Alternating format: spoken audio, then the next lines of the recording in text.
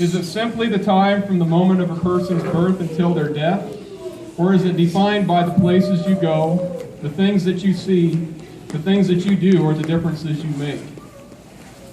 Does the help that you give others, or the wealth that you gather, or the knowledge you learn, or the friends that you keep define your lifetime?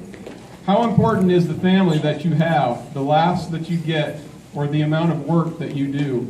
Or is a lifetime properly defined the balance of all or many of these things? As we reflect back on Amy's life, we get an idea of those things that were important to her. Amy was a daughter and a sister. She loved her family a lot. I have no doubt that she gained her love of the outdoors and her can-do attitude through her family relationships with her parents and her brothers early in her life. When she lost her dad, it hurt, but she had faith and knew that she would get to see him again one day. Amy spoke often about her mom. She admired the courage and the tenacity that her mom still has as she continues to fight the infections that attack her body. It saddened Amy to see her mom losing parts of her body a little at a time, but Sue was strong, and Amy gathered strength through her. Amy was a mother. Not only did she beam with pride when telling stories of Trent and Sarah's adventures and accomplishments, but she hurt too, as any good mother does when they hurt or fell on difficult times. Amy was a mom to more than just her kids.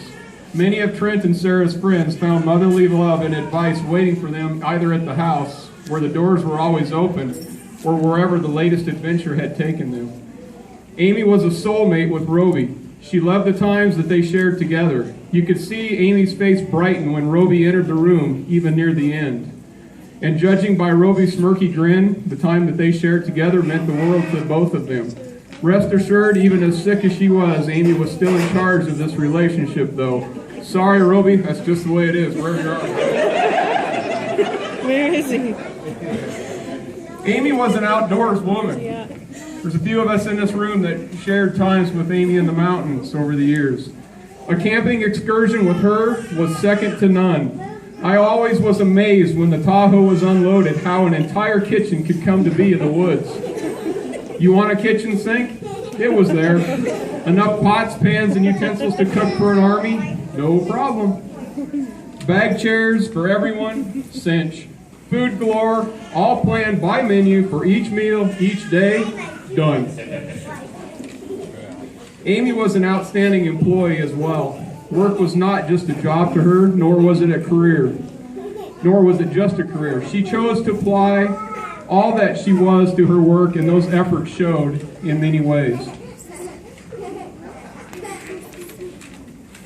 Although her job title hinted that she was a heavy equipment operator, Amy was much more. Amy gave of herself. She was on the mines competition team for many years as a player, and later as a trainer, teaching the skills she learned to others. She played a big part in many of the awards that the comp team received. Amy served on the surface mine rescue team as well. She responded sometimes daily to the calls of others in need. Sometimes it was the simple things like advice or medications. Other times it was much more serious. Not only did she help others personally, she also trained team members to help others too. Some of her contributions included being an emergency medical responder trainer, as well as a trainer and a coach of CPR. As her captain, I can tell you that Amy knew her stuff in medical, fire, rope rescue, and confined space, and many other areas of mine rescue, and she loved being involved in it. In addition to her technical skills, Amy also made the time to be the comp team mom and the rescue team mom. This included providing numerous wonderful dishes that she just whipped up to clean out the kitchen. They came cooked, baked, or otherwise, and every one was made with love. Amy was the glue that held people together. Amy cared for people. She went out of her way to be tender to the needs of others and then to act on those needs. Sorry, my hands are really shaking. She was always the first in line if someone needed something. I once witnessed Amy work with a person who had been having some potential blood sugar challenges. The next thing I knew, Amy had bought a glucometer and test strips in town and brought